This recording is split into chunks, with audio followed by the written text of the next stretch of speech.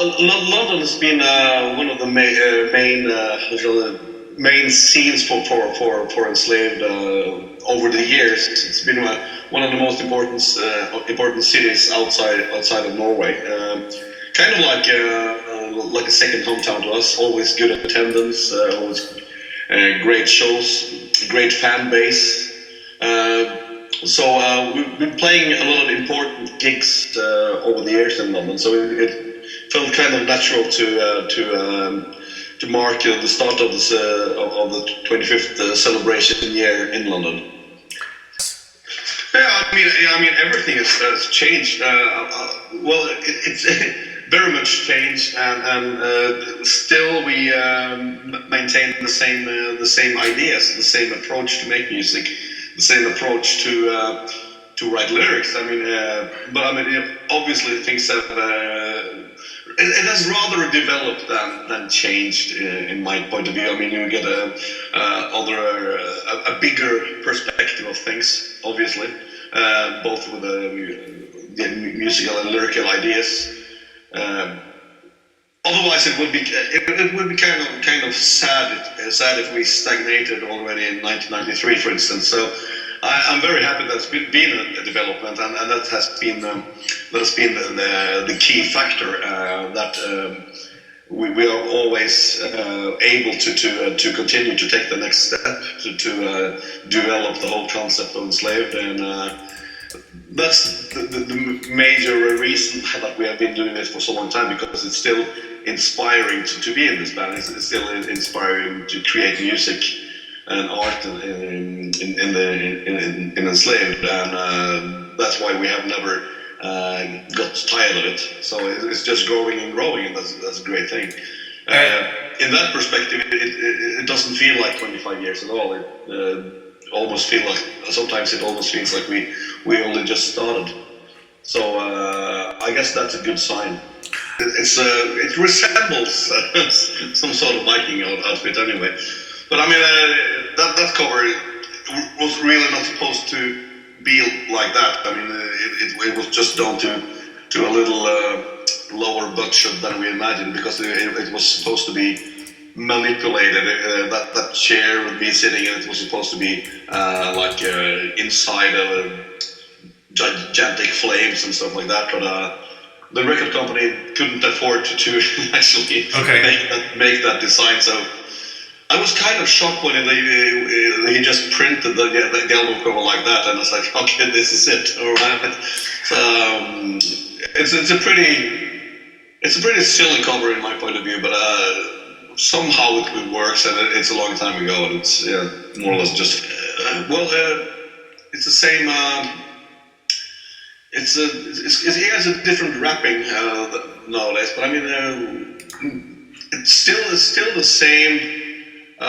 Same lyrical platform in some sort of way, but I mean, not that developed, or maybe developed in another direction in 1997, 1998 than 20 years later, obviously. But I mean, we have more or less a lot of the same ideas nowadays, I would say. I mean, it's just a natural evolution of the band. It was my ex-girlfriend back in the time when I lived in Stavanger, Truls' hometown, and I met Truls a couple of times because he and my ex were like some kind of childhood friends or teenage friends, known each other for a long time, and I constantly bumped into Truls, and suddenly we were, discussing music. We were discussing art. We actually it started when we discussed the album covers of Yes, the band, the progressive rock band Yes, and how much we appreciated their symbolism and simplicity and weirdness of their covers, and. It actually started up with a discussion of the Yes album covers, and this was in a pub like 16, 17 years ago, and I just ended up asking, well, why don't you just try to do some artwork for us? just some drawings at least, or maybe an album cover. So I just discussed it with Eva the next day, and I said, I think I found a good artist that I would like to try out for the next album cover, and we could just write down some ideas and present them to him and see what he does with our ideas.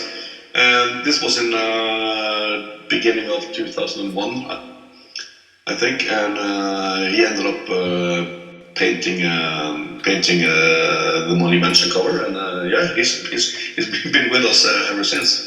It's been a long time, and quite a few album covers, and it's great to see how we develop the concept of cover paintings together. It's just amazing. It's like a flawless collaboration. We kind of grow.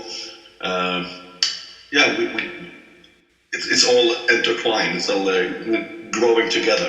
It's very fascinating. Absolutely. I mean, he usually paints the music, the covers after while listening to the rough mixes. So it's kind of like the music. The music is kind of the soundtrack to his paintings, and vice versa. So it's all connected. The colors. I mean, this is something we always have meetings with Truls, me and Eva and Truls before he starts working on the album, and we design.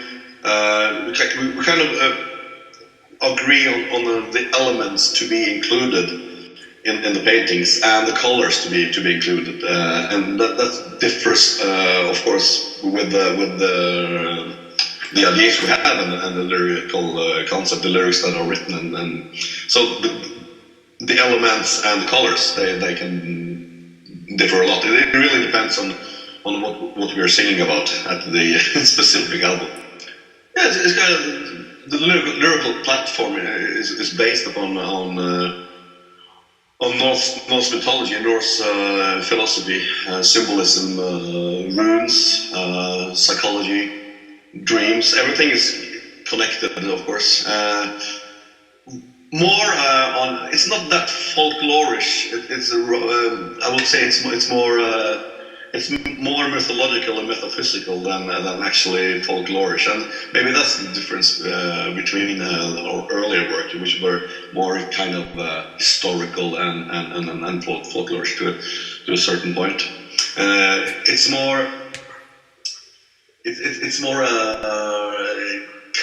kind of more.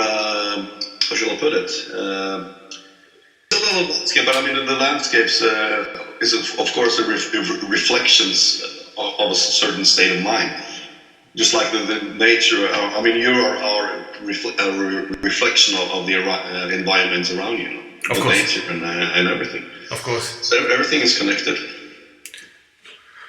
Cool. So next question. Maybe there's been some lineup changes, and the most significant one was probably with the departure of Roy Kronheim on guitars and Dirge Rep on drums.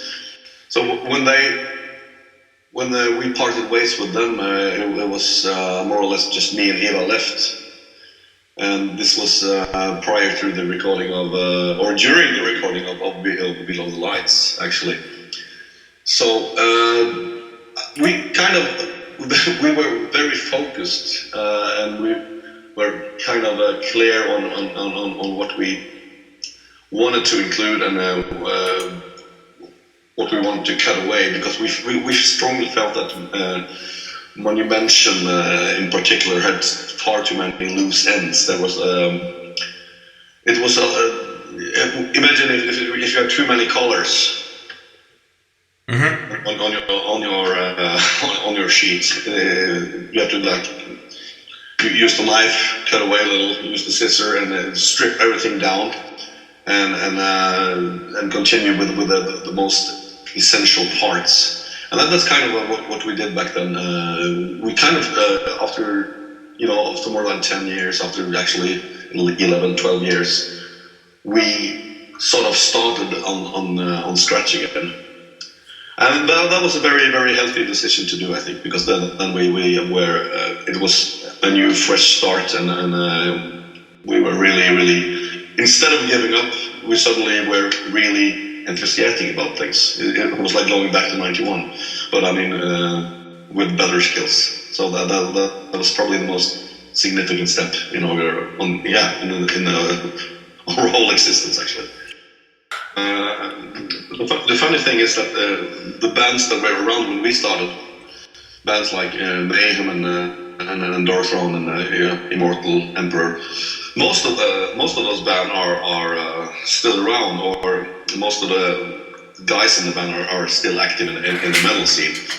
So and that's going to be a good sign. I mean, because later in the mid-90s there was suddenly so many bands from Norway popping up, and it was like it felt like it was enough to have a Norwegian passport to get a record deal and release a black metal album. So there were so many copycats, so many bands, the whole thing was like kind of overrated in my point of view. But I mean, you see that in the end, it's only the quality that prevails, and I think that's what happened. I mean. People are, was kind of just jumping on the trends, and it can go on for a while like that. But I mean, it will never ever prevail, as I said. I mean, only the quality will, and it's good to see that most of our colleagues from back then are still active in the scene and still making great music. Important to keep in mind that it's all these actions were performed by very little people. That's true. Not very much. So I really don't see that such a thing would happen again. That's one of those things that only occurs once, I guess. Of course. It was things went totally out of hand, obviously, and there was like a lack of focus on the music. So we really, for a band like Enslaved, that actually were not involved in anything else but the music. Yes, I remember. It was kind of a strange situation. I mean, we were hardworking teenagers trying to establish a band, and everything, and all the focus was on other things than music. All the focus was on arson and murder, and it was just. Very, very. It was psychedelic, the whole thing. So, it was maybe in the start of the 2000s that people, at least here in Norway, like the main media, the main press, actually opened their eyes for the actual music, and acknowledged it, and found out that there's actually some quality bands and some quality musicians in the scene, and despite all the actions 8 years earlier, and despite the negative focus, so it was some hard years to actually be recognized and acknowledged as an actual well-performing band. Yes. So that was strange. Yeah.